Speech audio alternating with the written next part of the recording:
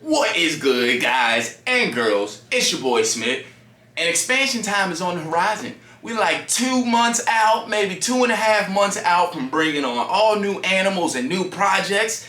And I thought it'd be cool to take the time to maybe do a video about the top 5 animals I cannot wait to start working with. I'm your boy Smith, this is All Things Living. Let's go!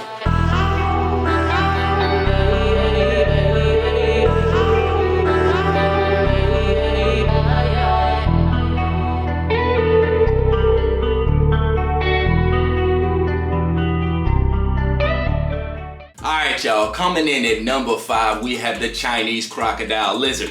What else do I have to say? These animals are absolutely amazing, adorable. I wanted to wait a little bit before I got into them.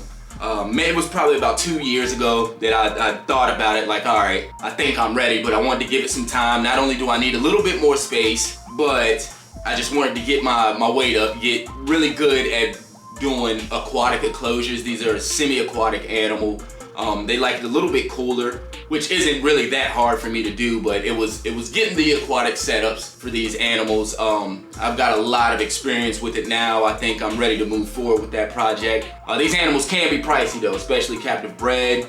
They can be a little pricey. That's another reason why I wanted to take my time getting into it, because you don't want to be practicing and messing around with expensive animals. Semi-arboreal. This animal I would probably set up similar to how I set up my Caiman lizard enclosures. Pretty much the same thing, just no heat.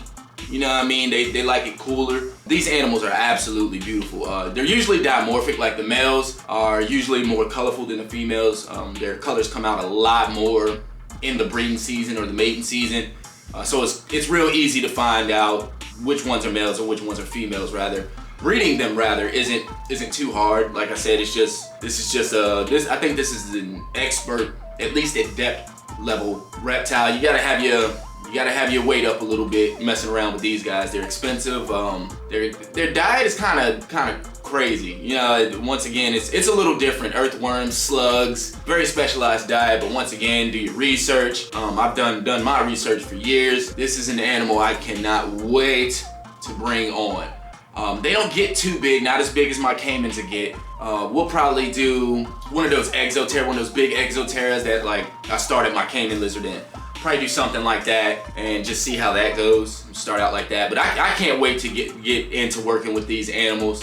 This is gonna be a dope project. Coming soon. I'm not exactly sure when. They're on my radar. They've been on my radar for years, and they're only about an arm's length away now, which is absolutely beautiful. Now, the Chinese crocodile lizard is usually mature and ready to breed around like 2.5 years. I'd say 3.5 years old, and they give birth to live young, 2 to 10 at a time. So that's something I can't wait to look into, or get into rather.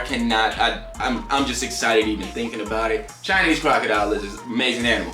Moving on. Coming in at number 4, we have our tree monitors. Now, there are many different types of tree monitors. We got your greens, I think yellows, blues. Those are the ones I'm really looking to get into. Your blue tree monitors, oh my God. And there are many other types of monitors too.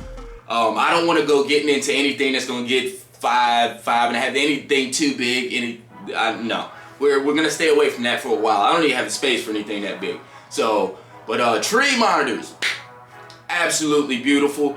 Right now I raise green-killed scaled lizards, and you don't know how similar these animals are to monitors in the way that they study you. They will study you day in and day out and remember your habits. It's crazy, but they're very similar to tree monitors. And these tree monitors don't get too big, maybe 3 feet, 3.5, 4 feet. Very manageable for someone like me. And I've been looking into tree monitors for a long time. This is another animal that's a little pricey, so make sure you do your research and you have everything dialed in perfectly. You don't want to be playing around with expensive animals. Like, why? You don't want to be playing around with any animal. No, we're not here to be experimenting, and no, we're here to give these animals the best that we possibly can. So make sure that you do that.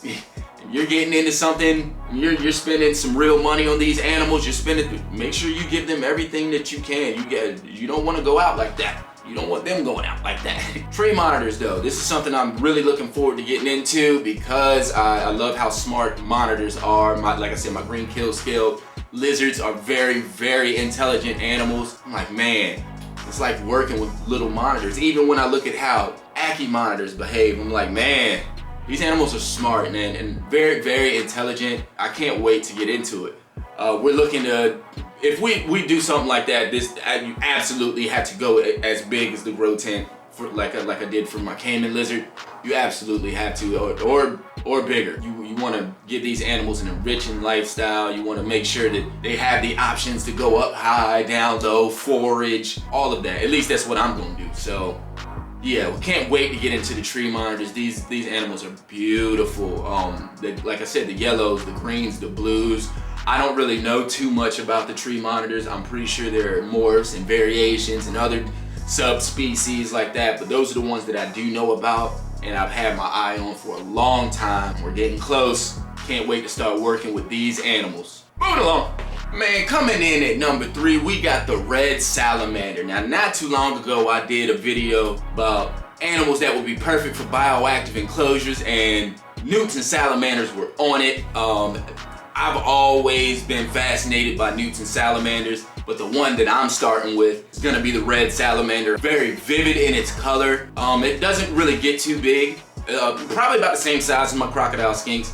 They max out about the same size, and they're bright all the time, just beautiful. My biggest issue is going to be keeping them cool. I live in Florida, hot all the time. That was my biggest issue with my red-eye crocodile skinks, was how do I keep these animals cool? I figured it out. I've been keeping them for years successfully. And yeah, so I think I'm ready to move on to some more cool species. We're gonna be bringing in dart frogs at some time. Like I said, newts, other newts, salamanders. There's gonna be a lot of cool species. We're gonna have a whole section of just cool species. I can't wait to get into that. But we're gonna start with the red salamander. I can't wait. These animals are absolutely beautiful.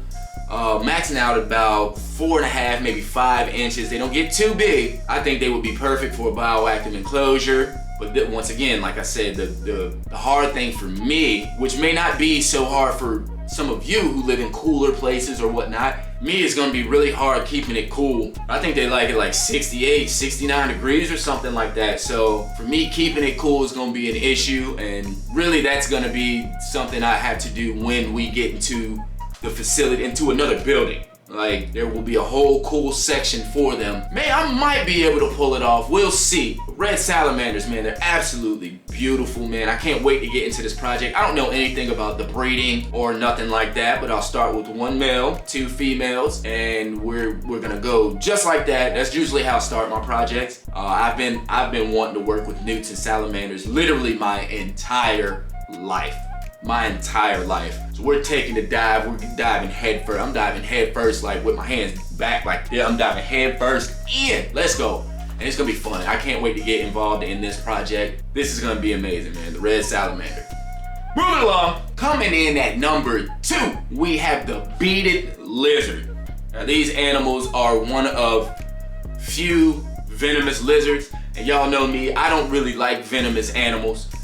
Really because a lot of these animals that we breed and we sell, a lot of these animals are kid friendly, right? I would like to be able to take one of these animals and hand it to, I have children, I'd like to be able to hand it to one of my kids and it not cause any damage or no problems, and vice versa, my child not cause any damage to the animal. So, you know me, I don't really want to get into venomous things, but this is a personal project for me. And something I also have been looking into for years and years and years. We're talking about since I was a child, and it wasn't with the beaded lizard in general. I was looking at Gila monsters. Absolutely beautiful lizard. I didn't know they were venomous when I was younger, right? I didn't know this. I'm just like, hey, these things are awesome. I can't wait to start working with them. We're almost there. We're at the point where I think I'm ready to bring on a small project, nothing too big, maybe 1 male, 1 female. Keep them separate, watch them. And this is not anything I will be sharing with the children. Nope, we're not doing that. This is personal. This is for me. Yeah, and I just think they're absolutely amazing. In fact, when I look at these animals, I almost couldn't tell that the beaded lizard and the Gila monster were different lizards. I really couldn't tell. I thought the beaded lizard, I thought the beaded lizard and the Gila monster were the same, but one was like fired down and one was fired up. But beaded lizards actually get a little bit bigger. They're bigger than Gila monsters, and their colors are more drab, just drowned out. So they're more off brown, like brownish and yellow, as opposed to the Gila monster. They're like bright pinks and bright orange. They're very bright animals, so you should be able to tell the difference. But yeah, I can't wait to get into working with these animals. I've seen a couple people that are working with have some projects going on with these animals, and they just look like a absolute delight to work with. Despite whatever the damage they can cause, they just look like absolute amazing animals to work with. I've been studying them for a while.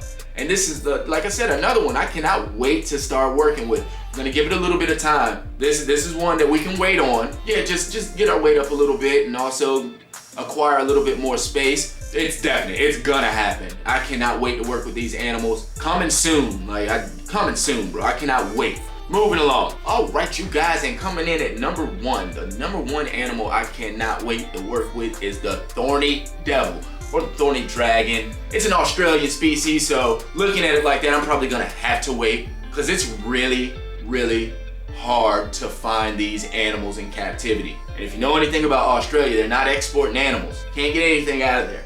So anybody that's working with them, let me know. If you got Thorny devils, you got Thorny dragons, let your boy know. It is extremely hard to find these animals. So I've been looking. I've been looking far, close. I've been looking under everything. I've been looking. We've been looking, and it's hard. Finding this animal is near impossible. But I'm not gonna give up on the search. I know somebody's out there working with them. I know somebody is. So it's just a matter of time. We just gotta keep looking, keep searching. But yeah, Thorny devils, man, they're absolutely amazing. They have these weird bulges on the side of their neck, and they'll tip their head. They almost look like a totally different animal when they do that. In fact, when they do that, their whole head changes shape, and it looks like everything from like all the way back to the shoulders is a head. When they do this, it's crazy. I think it's like to ward off predators or something like that. I'm not sure, but these animals are absolutely amazing. I can't wait to start working with them. These animals are super cryptic in color. They blend in with their environment very well.